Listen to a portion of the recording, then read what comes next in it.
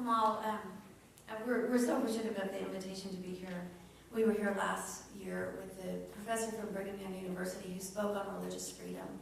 And it was a wonderful event, and my husband and I were hoping that we would be able to attend again this year. My name is Cheryl Gardner. I am also a member of the Multi-Faith Exchange. I am also a member of the Church of Jesus Christ of Latter-day Saints. I do not speak officially for the church this evening. However, I want to express to you our love, or my love and my belief that we are all allowed to worship how, when, and where freely in this country.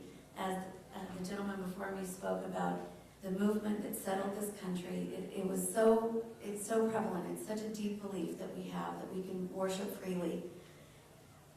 About 150 years ago, my ancestors had to leave the United States. They walked away from Missouri and walked to the Salt Lake Valley, because they were not allowed to worship freely.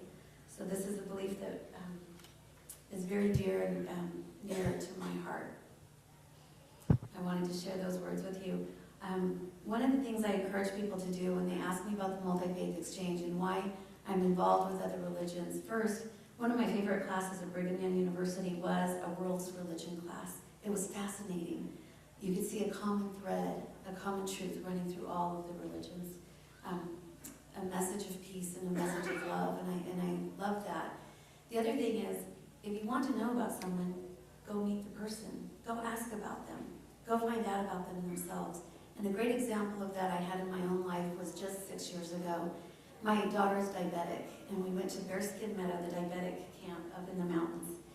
Our doctor here, Mary Simon, locally, some of you may know her, she is the medical director of that camp. And we were up on the platform, and there were 4 families per platform for the week of the camp. And one of our families that week was from Saudi Arabia, and a very devout Muslim family. They had come specifically to attend the camp and to be with the doctor.